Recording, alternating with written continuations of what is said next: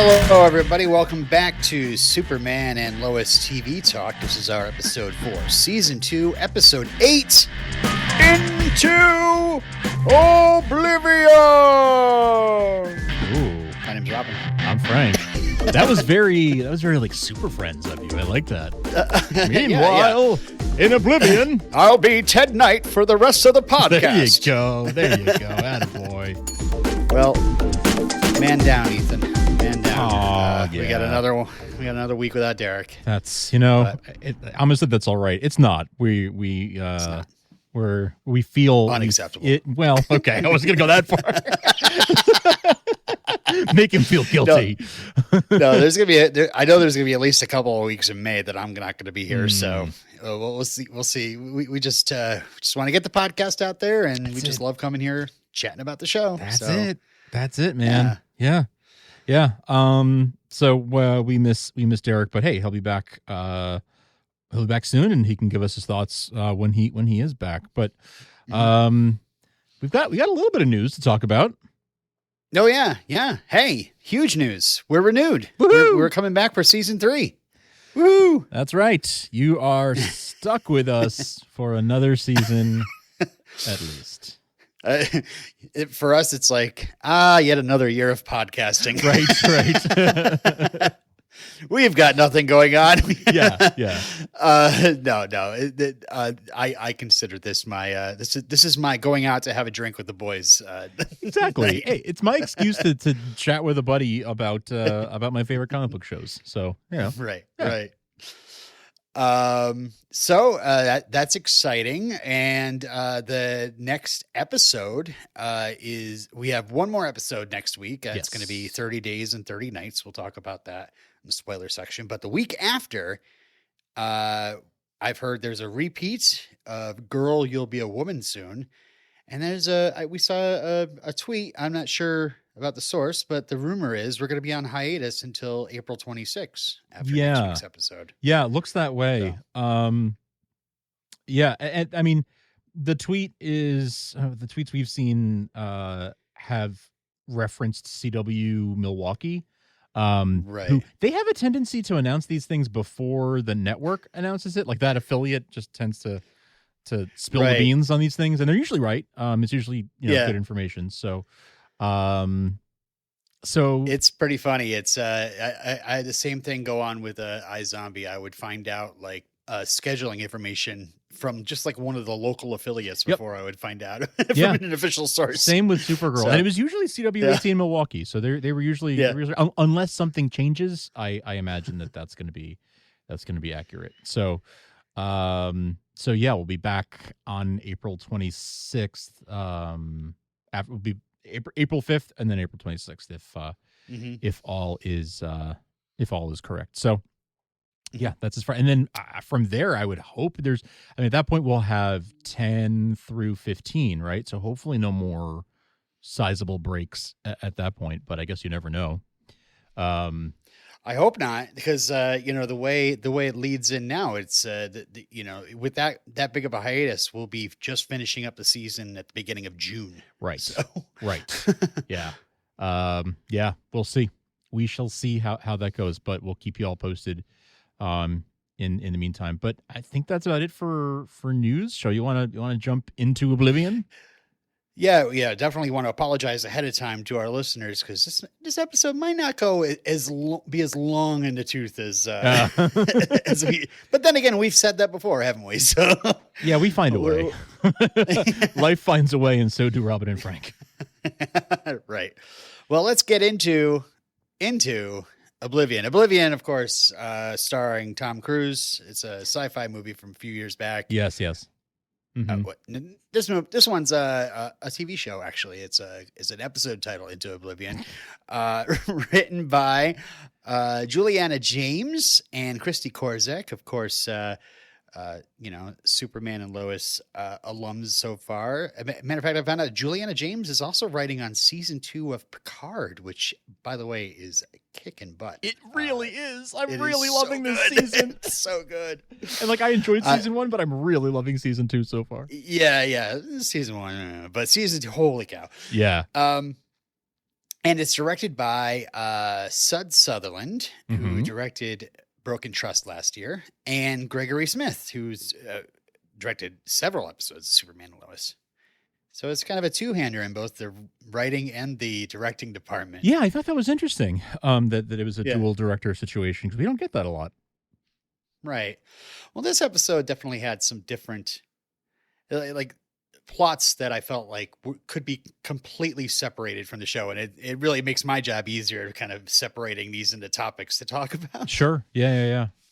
But the first one I have here, I called Filling in the Blanks. And I am so excited. As soon as I saw in the previews that Nat was in her spacecraft, I was like, oh my God, we're going to finally get the flashback. Answers. We're finally going to find answers, out. finally. Oh, so many answers. Yeah. So this basically takes place right after, and we're just going to talk about just a flashback in general right here. This takes place right after John left to go kill evil Superman. And we hear a new version of Skeets. Lady Skeets. Lady Skeet. Well, actually, no, obviously the original Skeets, I think, is a male voice, but yes. We've been calling the voice for Captain Luthor's suit Skeets, because we didn't have any other name for it. But she has a British voice, right? And this I did time, I did find out it's played by the same actress. No kidding, really? It is, and she's her name is, she actually has a name. It's Hetty. And German. German. Okay. I don't know. Your father has not returned from his mission.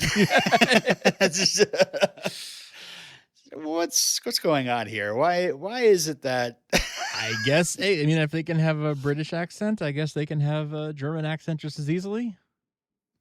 Maybe it's just to not confuse the viewers. Like, wait, maybe, how does she have Skeets? But like it's just, I don't know. Like more than one phone has the same Siri voice. You know what I mean? Like, it doesn't seem that confusing, but I don't know.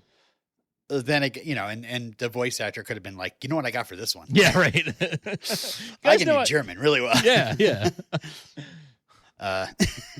Anyway, we hear from her a report about she says, quote, temporal anomaly moving through the galaxy, compromising the integrity of this dimension. So are they really trying hard not to say crisis, or is this something different? It's crisis. It's crisis. It's like it's literally moving through the galaxy, compromising the integrity of this dimension. It's crisis. That's what crisis was. It was like a temporal anomaly, a wave, moving through space. So I think it red? Are they using the same colors? I can't remember. The sky was red during crisis. Yeah. So I think that's what it is. And I think it's just, the computer doesn't know what to call it. So it's just, like Spock would do or something to keep it in Star Trek, like it's just sort of describing exactly what it sees. So I think I think it's, they're not, you would think it would say like, oh, the crisis is here, but it's never seen a crisis before. So it's just calling it a temporal anomaly. She should have thrown up on the screen like a little version of Clippy, or what was that one from Jurassic Park, and it pulls out a copy of Crisis on Infinite Earths and is like, let me tell you about Crisis. It looks like you're trying to escape a crisis. Would you like to? Right. She jumps into her ship, and we find out the ship is actually an escape pod. It's not an actual ship. So, but it's strange because obviously it has launching capabilities, so it's not exactly escaping from a true. Yeah.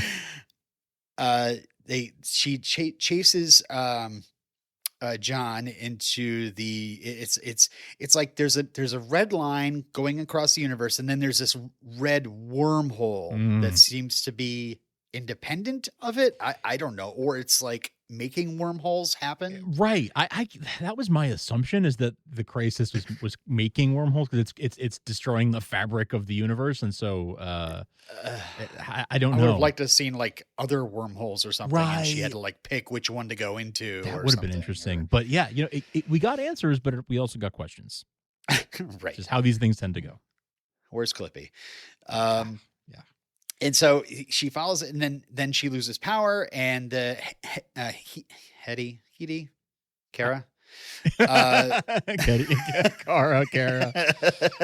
says that they're now nowhere. Like, sorry, nowhere. Ah, yes.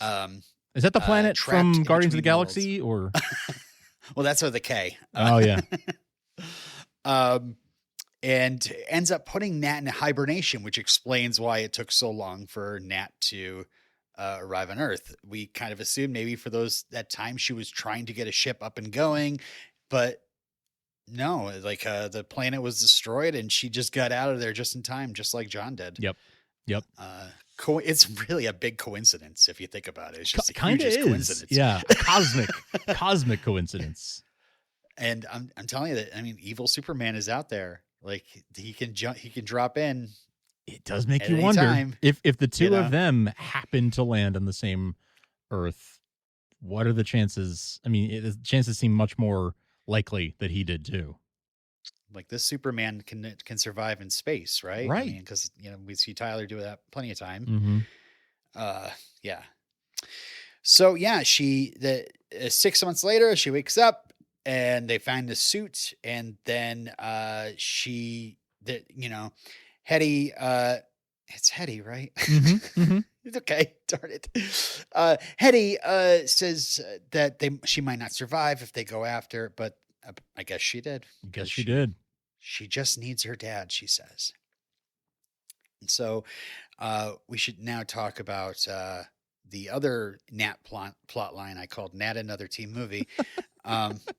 So terrible.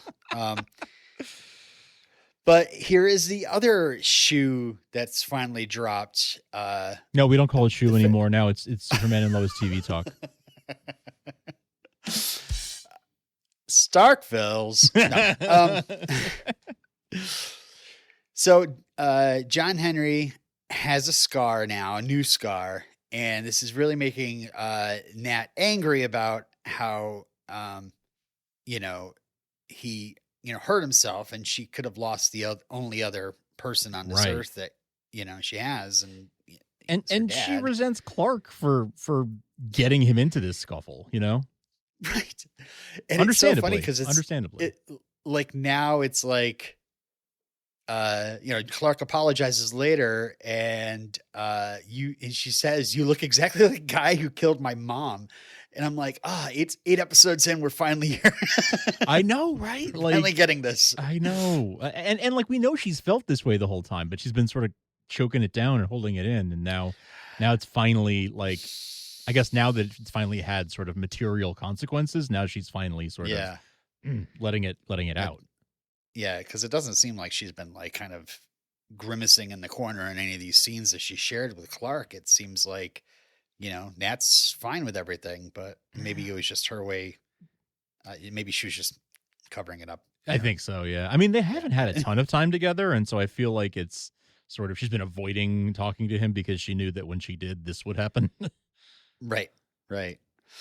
So, Clark feels super bad, and he oh gosh, we just skipped over the John Henry had a little bit of brain trouble. Oh man! And says, "I'm looking forward to spending some time with my girls." My 2 girls.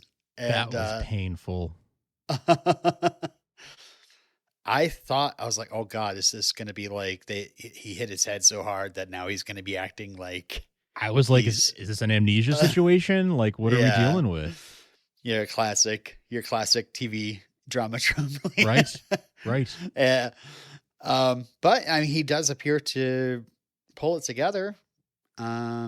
And ends up kind of advising Clark, who's feeling super guilty about how to deal with Nat. And he says, he's like, well, you're a good person. Find a way to show her that. So, Clark talks to Nat one-on-one, and she's admits that he keeps kind of setting off alarms for her. And so, he, in return, has decided to make everybody feel better. He has gotten a new place for John and Nat, which turns out to be a repair shop with like an apartment in the back.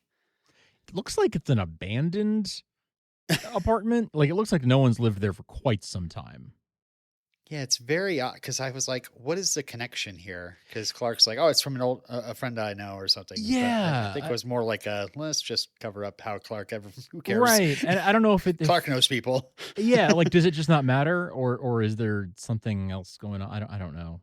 I'm trying to think imagine Clark would set them up in something I mean, shady. No. Yeah, no. I mean, I don't think there's anything sinister going on, but I wonder if it will come into play, whoever that is. I don't know. I was waiting for them to walk into this apartment and have Kyle be like, come on in. So we're going to be roommates, huh? Yeah. But Three's Company. Yeah, I mean, if they really wanted to push the drama, though, it is a little weird that Clark is just like, yeah, I've got you this place. Here it is. Instead of like going, would you like me to get you a place? Would you like me to help you find a place for because it is like, what if they didn't want to stay there? I guess they could have just said no. Sure. But Nat says it's perfect. As long as she has her dad, which is the reason why she wanted to chance it and get to this world. Right. Full circle on that, where she was talking about all she needs is her dad, and now they have everything they need. The next subject I called Debate Day Preppers. Nice. And we are I'm calling it the Lang House. It's not the Cushing House anymore. Yep. Okay. Fair enough. Yep. And Kyle is there picking up Sarah. She's lost her phone, and it's just a sad thing where Kyle is just like, it's under your bed, or you check under your bed. And then Kyle tries to ask Lana how the campaign's going and offers to help with the debate stuff, and she says she's not interested. Yeah, thanks, but no thanks. Yeah. But later she does call him because I guess Emily Fan was helping Lana, but then it didn't work out. She canceled. So they go over the topics, and Kyle is, really kind of questioning, going hard on the family values, because Dean is just going to do that. And of course that, it strikes a nerve with Lana. Of course. And she's like, I didn't bring scandal into this house. You did. Yep. And of course, it's going to reflect on her because she's a woman, and, the male value, these traditional, douchey ways of thinking that people have, like, it's not her fault, Right. But it's not her fault. She didn't bring this. She didn't ask for this. She didn't want any of this. But like Dean is going to very easily be able to sort of bring this sort of patriarchal angle to it that puts her in. That's the word I was looking for. Yeah. Yes. But like, kind of kudos to Kyle for like hammering it, because she was sort of like, we don't need to talk about that. Like, I want to talk about the issues, and like, she's right to want to talk about the issues. But Kyle had a point that, like, I mean, no one's going to. You're going to have to navigate this. So like, let's practice through it. And then it does become a catalyst for sort of them talking about their way forward. And Kyle asking if she'll ever forgive him, and and then of course Lana's like, "Oh, I forgot about Sophie." Of course you forgot about Sophie. Like, of course you did. So that answer she doesn't even answer the question. Right. But she is a little surprised when Kyle says he moved out of the firehouse. He got his own place. Yeah, with Nat and John. Nat and John. Yeah, I got a cot in the repair shop. There's lots of cobwebs, but they're living in the living space. I'm living in the workshop space, but it's fine. It works. All right. How about the next subject? I call it Kids Today, and it's all about the ongoing Jonathan trouble and where it leads here. Yeah, the saga of Jonathan Kent, huh?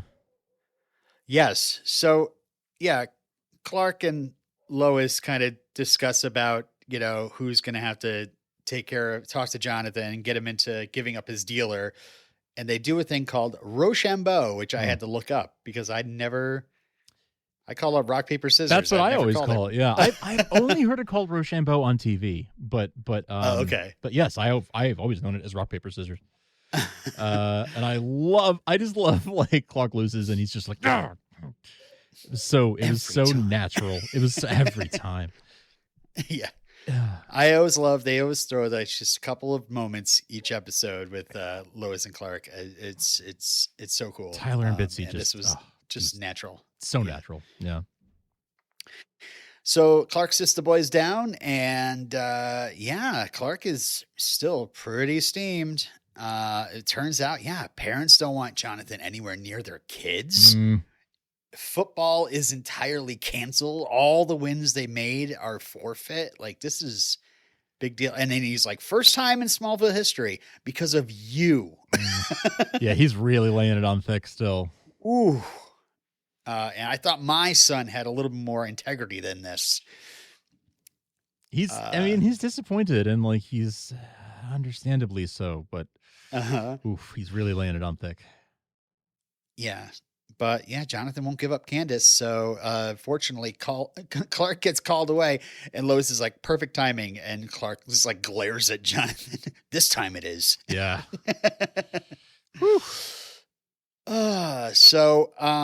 Lois tells Jonathan that he's going to take classes online. They both have to work at Britton Dunn's. Jonathan feels terrible.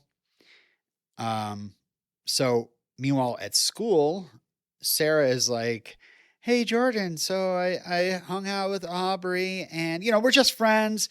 I'm just wondering, can we just like all hang out? And Jordan is like, I don't know about that. And all of a sudden sees Candace in trouble. He's like, yeah, sure, whatever. Yeah. And books off. So, for a minute there, I was like, okay, maybe this will work out. Maybe, his absent-mindedly saying, yeah, will end well. I don't know why I thought that, but I did. I guess I was hoping, but he does come to Candace's rescue right then though. Yes, and Mickey backs off when Jordan intervenes. Probably doesn't want to cause a stir in the school. Right. Yeah, yeah.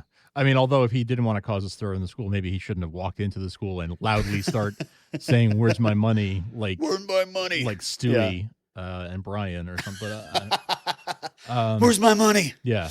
Like, was like yelling, like if it was anyone other than Jordan, like that they would have been like, oh, maybe this has something to do with the cancellation of our football season. Maybe. Yeah. Then again, Mickey is widely known as the Rihanna of Smallville High. So, oh God. Better have my money. Okay.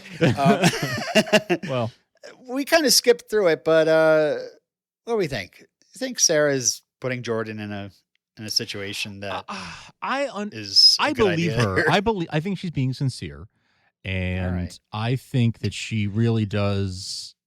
She's turned to Aubrey as a friend who can help her through her parents' divorce, or she wants to lean on somebody who's been there, and I don't blame her for wanting her boyfriend and her friend to be able to, get along. Like the way she put it was like, I want Aubrey to be a part of my life. And like, she values Jordan enough to want him to be part of it too. Right. And so she wants to reconcile these two things.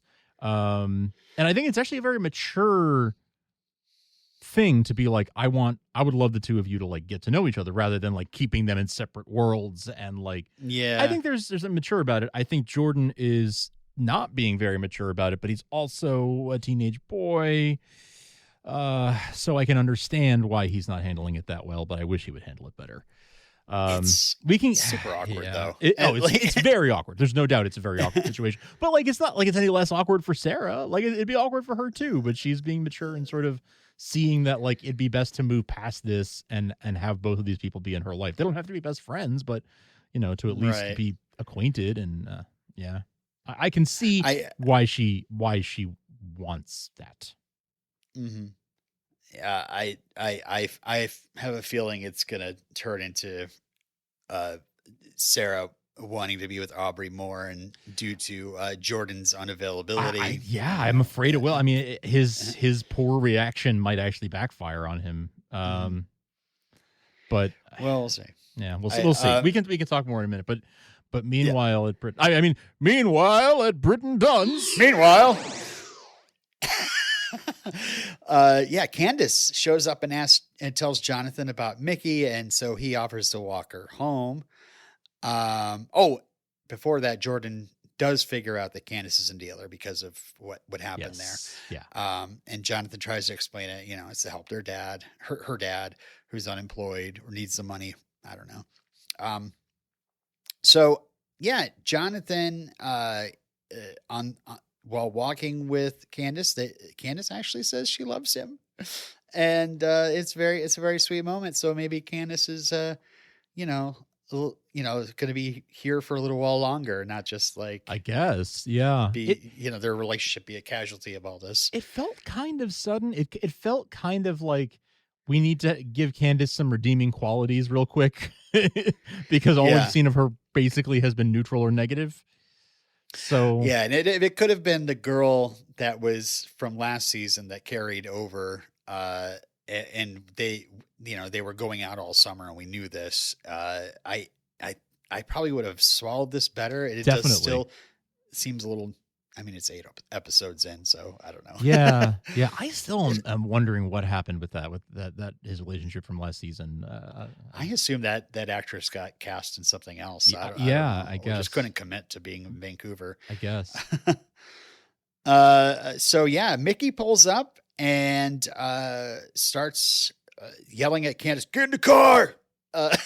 And Jonathan steps up, and that's when Mickey pulls out an inhaler and starts throwing him around. It really looks like he hurt his arm again.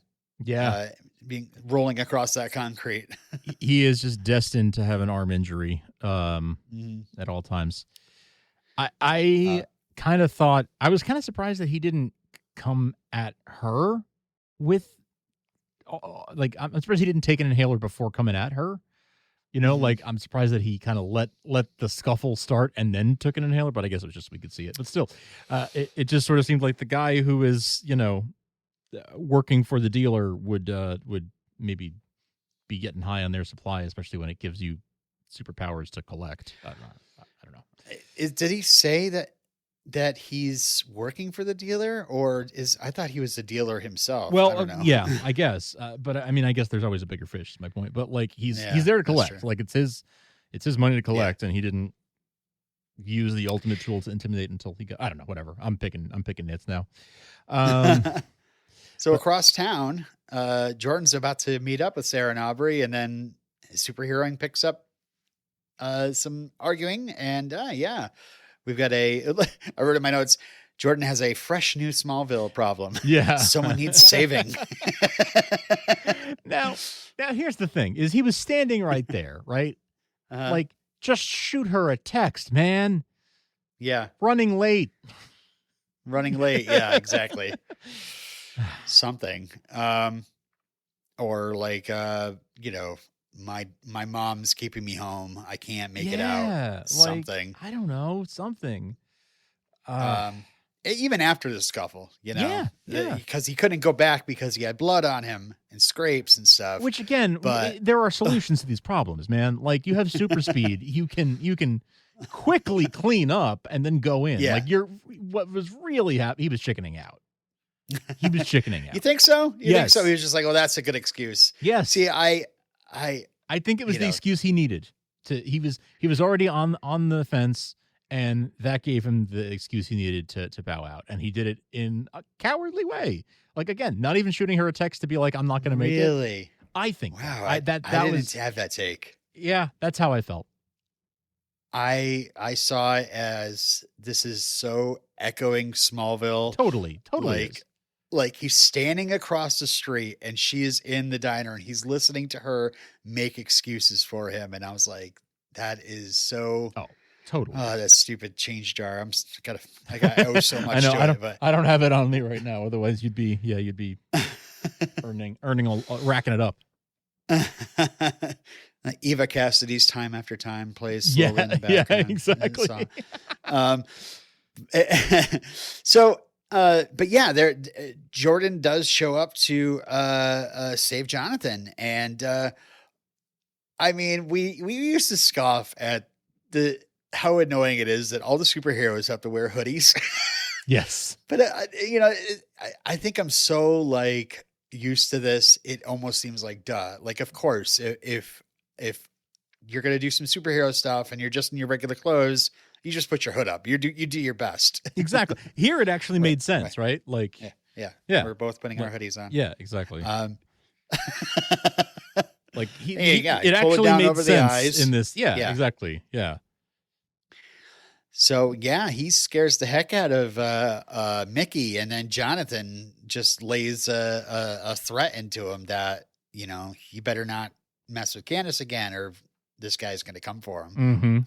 So, which I feel like is, if Mickey has any brains at all, he can probably figure out who this guy is in the hoodie. Yeah. Like, so you're going to send this guy after me. You look familiar. Familiar. I just saw you. I know. Exactly. Even with the hood up, and like, I don't know.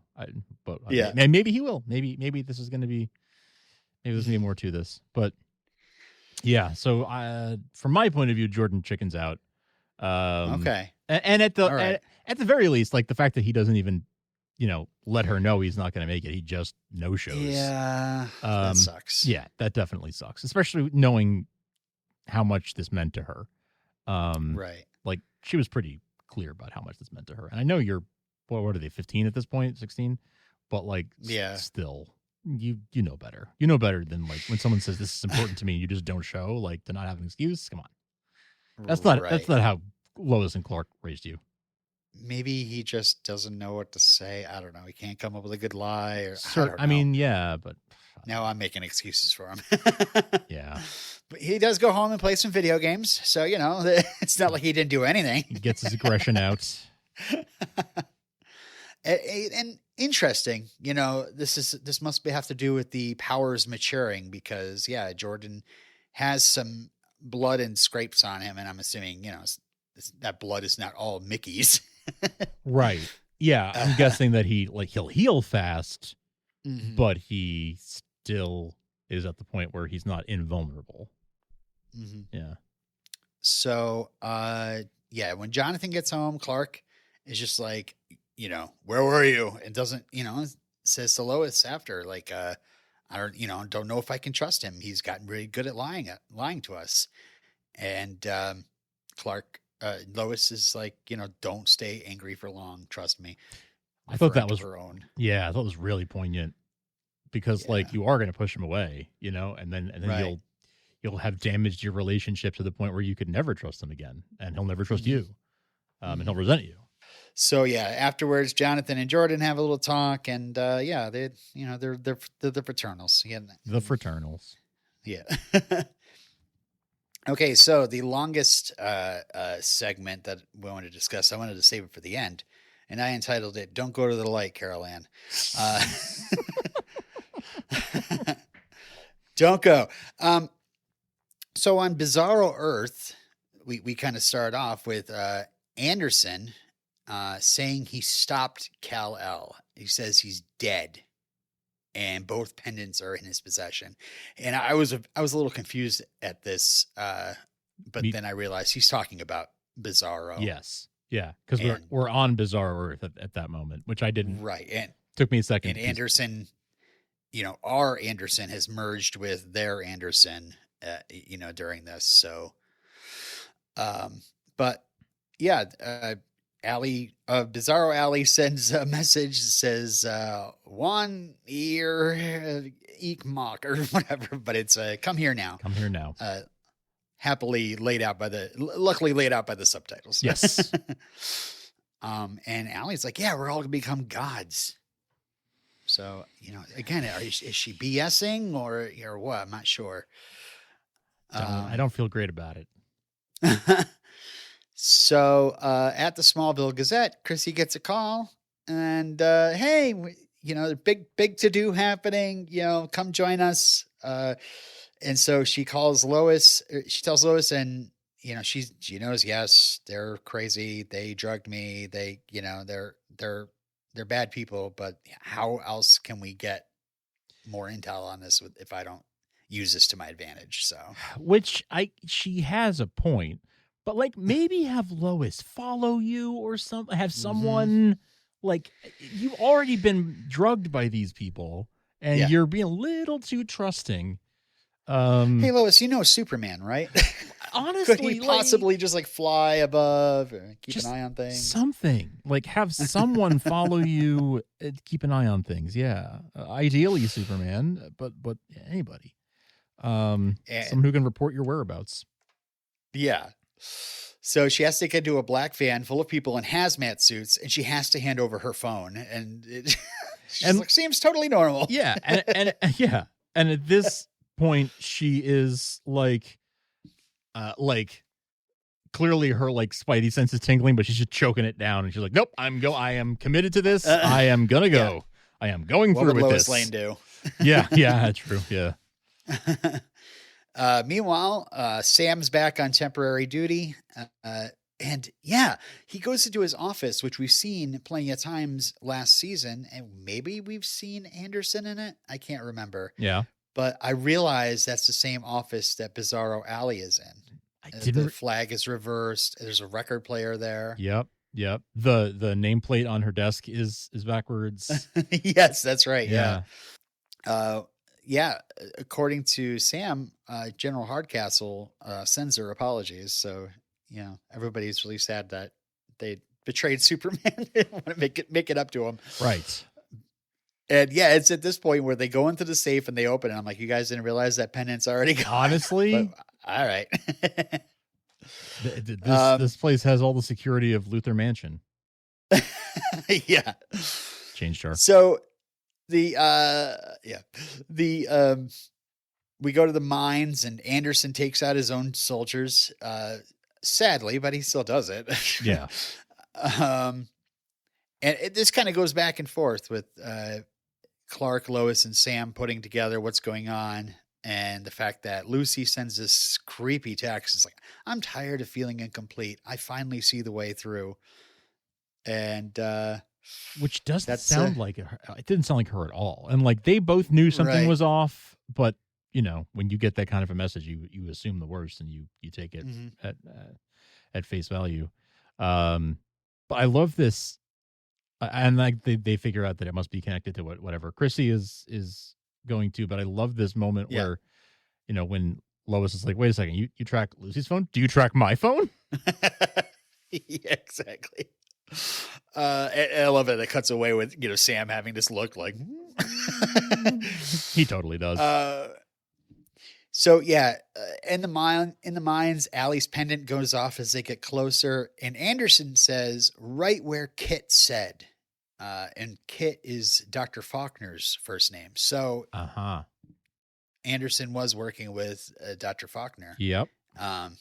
Interesting. Interesting indeed. Yeah. So, Clark speeds off to go find Lucy. Lucy's not there.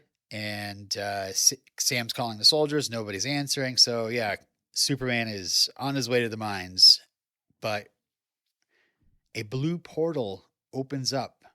And I thought it was interesting to note the color because, the wormhole that John Henry goes through is red. And I think they probably wanted to establish, like, this is not the same thing. Right. I think you're right.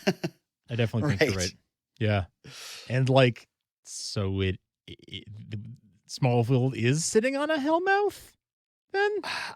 A hellmouth to the Bizarro world? Yeah, or Stargate, yes. So one of the randos, this is Dr. Steve, by the way. Dr. Steve is the guy that helped revive Chrissy when they, she merged with herself. He's the first one that floats in and realizes, I should have gotten a second opinion. Yeah.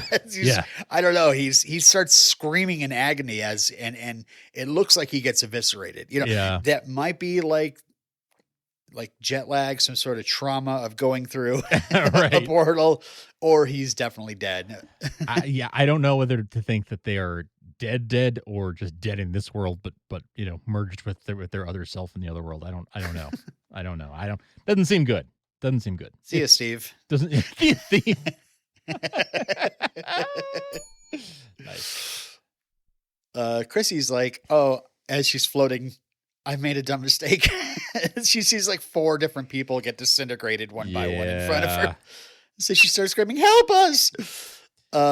Which helps Superman because he can't see through there, the lead. But he hears Chrissy. So he flies in and he saves Chrissy and some other guy, Rando.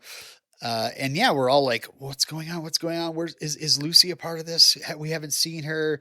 And I really thought they're going to go ahead and kill her off or something like that. And since the actress couldn't be there, she's a regular on The Rookie, then perhaps, they just kill her off and, say, oh, she was one of the ones in the suits. And yeah, I knew something had to be off. Really irritated with that. Yeah, but that would have been actually, I had seen her name on screen in the opening credits that it said special guest star Jenna Dewan. So I was like, well, if she's in the episode, we would have seen her go in if she went in. So I knew there was another shoe that was going to drop, but I couldn't figure out.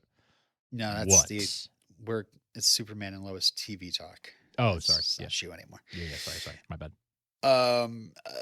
Yeah. And I even, I watched it for the first time, on Apple TV. I had my file I got, my subscription. So I immediately started backtracking over the scene, looking. I was like, am I just not seeing like her face in one of the masks, in the hazmat suits? Sure. Did I miss like a reaction or something like that? Some sort of quick insert they might have filmed ahead of time, while she was up in Vancouver. Because at this point, spoiler, she shows up at the end of the episode, but I'm wondering like what went into filming Jenna Dewan's scenes. Right. Did she film a bunch and then fly back to LA, or is it just like, I think it's, what is it, like a 2-hour flight or something between LA and Vancouver? Yeah. So did maybe she's kind of been going back and forth. Who knows? Yeah. Every couple weeks. She does look a little tired in this episode. So maybe. But yeah. Meanwhile, utter betrayal. That jerk Anderson huffs some XK, grabs the pendant from Allie, and then flies off into the portal. And he doesn't scream or anything. So I'm assuming you need the pendants. Yeah. To go through the portal. I mean, there's no way that he's dead. So like he definitely made it through. And yes, you're right. He didn't scream or anything. But yeah, I guess the pendant is the thing. Right. Because Allie. And did Allie know that? I wonder if she knew that, because she didn't seem pleased about him. I mean, about him taking it in general. But, if she thought she could just follow him through, she would have just followed him through, right? But she didn't. Right. Yeah, and I think by then it was too late. Superman was on the scene. Yeah, true. And it's like he apprehended her. Right. Yeah, Chrissy sadly asks, "We're the only ones you saved?" I know. And Superman should have been like, "What are you doing here in the first place? You're not even supposed to be here." So yeah, Chrissy actually describes it as something out of Poltergeist, which I thought that was a cool reference. Pretty accurate. Yeah. And yeah, this starts Sam's big problem with like real, frantic worry that Lucy might have been one of the ones that died, or, right. Or if she went through the portal, is she okay? Sure. And so we get a pretty great interrogation scene between him and Allie. He's just like, Allie, you're just like, I hate her so much. I know. But yeah, she's playing games with him, and she knows all about his history because of Lucy. So, you're not living up to being a father. And he starts like cracking, and Lois has to come in and kind of save Allie from being pummeled. Whatever game Allie is playing with him, mind games, it does seem like she really is like a true believer. Mm-hmm. Like, I don't think it's a scam. Like, I don't. I think she really believes in whatever she's doing. Otherwise, wouldn't she have, given it up by now? I don't know. Right. I don't know. I mean, she even offers to like join us kind of thing. She does, and she clearly has a larger purpose with the pendants and everything. But she is devoted to whatever her end goal is. So yeah, the rest of the episode in this plot line is just like, oh my God, is Lucy dead? If Lucy's dead, how could she do this to us? And what was the last thing I said to her? And how bad Sam feels, like, what, I wasn't involved enough. And, he really blames himself. You were right the entire time, Lois. And, but eventually Lucy does show up, and she says that it was Lois's warnings. That Lois's warnings were ringing in her head when she was in the mines, and she slipped away and apologizes to everybody. And yeah. So seems great. Seems almost too great to be true. So Sam offers to take them out to brunch, which is funny. And like, you brunch? Oh yeah, he wears Hawaiian shirts now too. We get a little slap and giggle and tickle between Lois and Clark before Lois saying, finally, we're done with Allie Alston. It's like, Allie doesn't have the pendant. Here's the whole story. Yeah. So, yeah, the final scene of the episode is Sam at Lucy's apartment. And as soon as I saw Sam holding a mug, I was like, oh, no. No. Don't drink it. Don't do it, Sam. Oh, no. So, yeah, Lucy says, I was the fail-safe in case things didn't go as planned. And she takes his DOD ID. Nice. And I assume that's to break Allie out. Yep. She says she wants to help her get to the other side. So she wasn't there in the mines. I guess she was like the designated survivor. Right. The designated survivor, yeah. If anything goes wrong, she's there to enact Plan B, and here she is enacting Plan B. Right. And also, it's like, so would the portal remain open? What did the portal open when the two pendants were brought together? How has that portal been open the entire? We have lots of questions about portals. Clearly, portals. And also, like, what's the fail-safe? Like, Lucy's like, okay, well, if you get in and I don't hear anything, I'm just going to go to the mines and jump in myself. Right. What would have happened if they all got through? Then was Lucy volunteering to not go through, or was she like, were they going to pull her through later? Like, I wonder how that was going to work. Yeah, lots of questions about portals. We'll wait 20 minutes, and you show up. When you show up, we'll destroy the Stargate on the other side. Right. And, I don't know. You know, and she's talking about merging universes and earlier. So I don't know. We'll see. I guess we're just waiting for them to let us know. Yeah, exactly. We'll find out. But yeah, that was tough to watch her being like, "I'm sorry, Dad. I had to do it." Is Lucy like going to be able to recover as a character after this, or do you think that she's going to die? I do finally wonder. Turning heroic at the end, Yeah, saving. That seems like a pretty likely outcome at this point, that she will, like, if she does see the light, the way she'll redeem herself is by sacrificing herself somehow. But I don't know. Because, like, how do you recover from right. this? Like, just right. Yeah. You drugged your dad. Not good. I know. Not great. Not great. And what are the boys going to say when they find out that their boys cool football aunt is actually, doing all that kind of stuff? But I don't know. Boys. Yeah. Do the boys know all about this what's going on? Or I don't think they know much. I don't think they're they know supposed much. to be a team. Like last season, they were like, yeah, we're going to tell you everything now.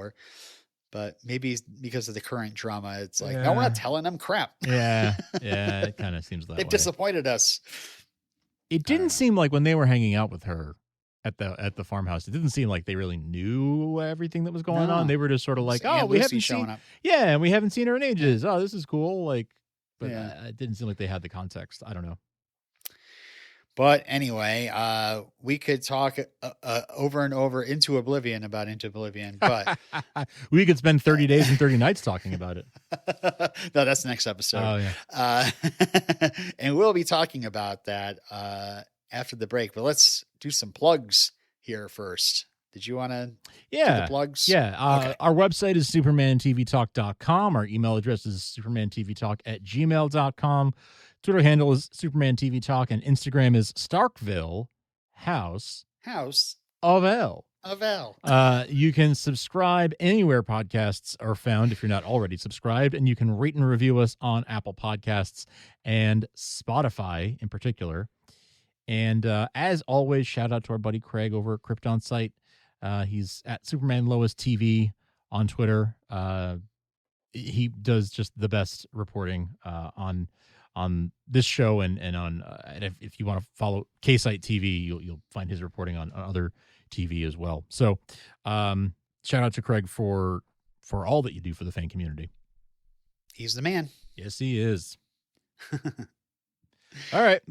We'll be back after the break to talk spoilers for 30 Days and 30 Nights. But until that's gonna be a long spoiler section. Yes, it is. Jeez. It is. Yeah. If you noticed how the audio file you downloaded, how many hours it was, this explains it. We're going to be talking for a long time. But until then, we're always around.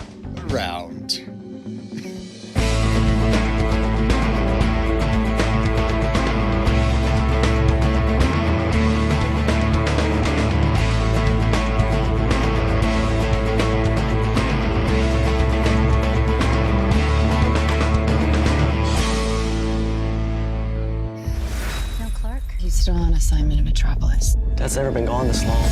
Clark's coming back, like he always does. People need my help. There's nothing you can do to stop me. I have 2 teenagers who think they're grown men. Dad's gone, and no one knows if he's coming back.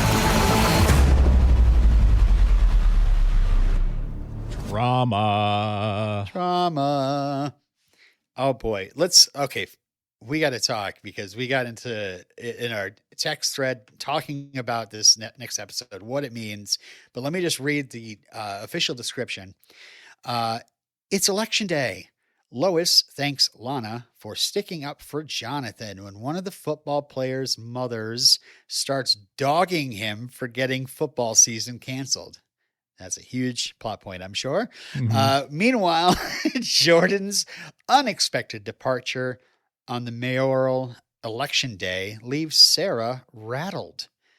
And lastly, Natalie and Sarah wonder if they notice a spark between John Henry and Lana. Which is just like, oh boy, now there's some drama. They don't even get into that in the trailer. I know. Oh my goodness. Yeah. Do we think it's called 30 Days and 30 Nights because that's how long Clark is missing for? Because he's not even mentioned in this description. That's what I was thinking. Yeah. In the description, Tyler Hoechlin is listed as one of the cast members. Sure. But, I don't know what that means. I don't know. I do not know. Okay, so yeah, the trailer shows is all about like Clark being gone. And Lois covering up for it, telling Lana like, oh, he's still on assignment. But we see news footage. Where is Superman? And I think, we can get into this, but you and Derek kind of debated back and forth. Is Superman being missing some sort of flashback, or is this happening in real time? And I think it's happening in real time. I think it's got to be happening in real time because a flashback. They haven't been in Smallville for long enough for this to be a flashback to the past. Like the whole time they've been in Smallville is accounted for. I think, right? Right. Like I don't think there's enough gaps in the timeline. Well, except for the summer. The summer they in between seasons. Well, they did say that they were there for like a few months. I guess, but I just don't. I don't think I don't think that tracks with, like, I mean, it literally says it's election day at the beginning of the description. So like, I don't. And when Lois is like telling Lana like how he's on assignment, they're like standing in like maybe a gymnasium or something with probably a polling place, right? Like, yeah. So I don't, or like her election HQ getting ready to like either celebrate or whatever. But like, it's. I think it's got to be the president. And so like, where would he have gone? Did he go to Bizarre World?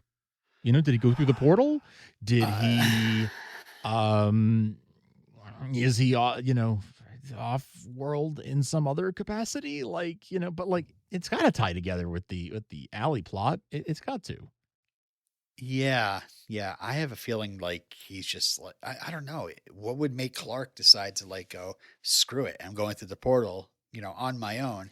Right. I have a feeling maybe perhaps he gets like shanghaied or, drugged or something like that. But what could drug Superman except for kryptonite? And who knows about that? But right.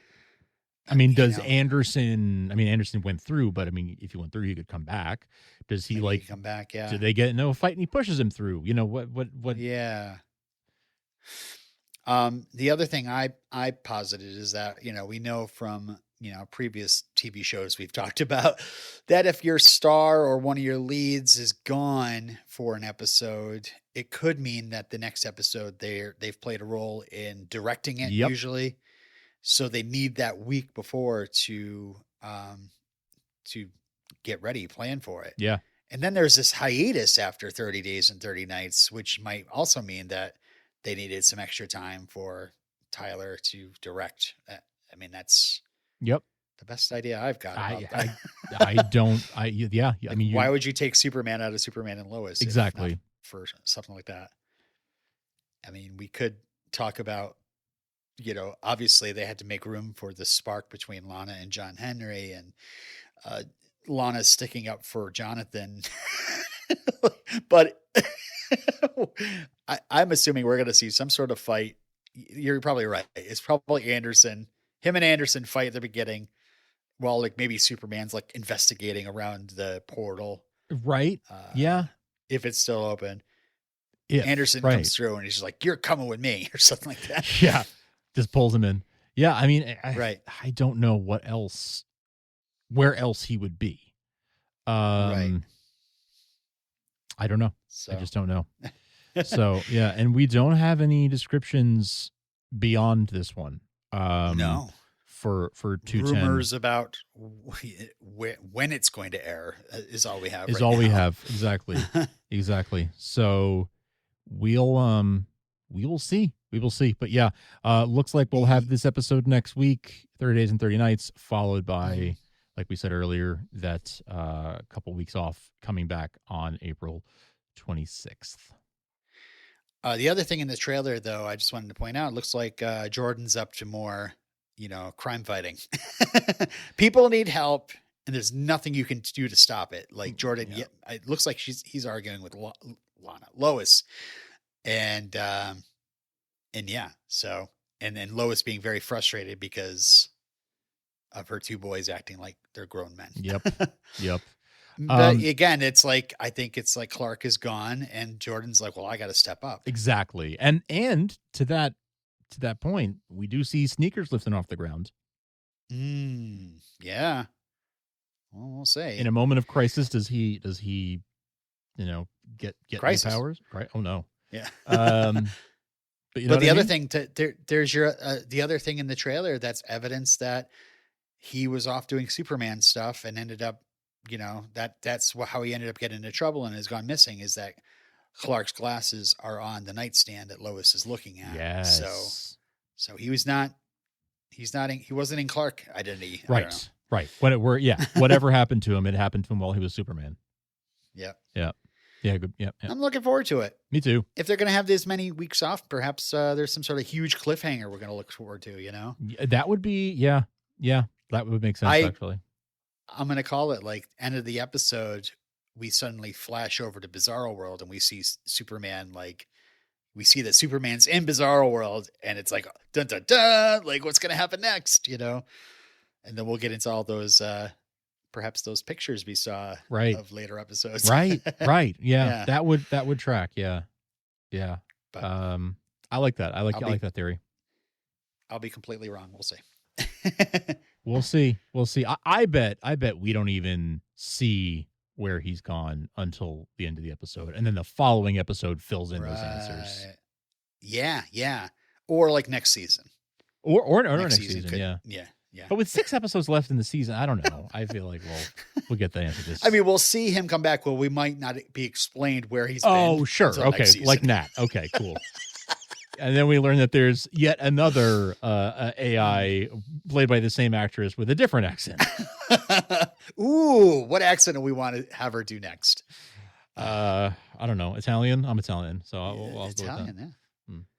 Welsh, like a deep Welsh. Oh, there you go. I like it. All right.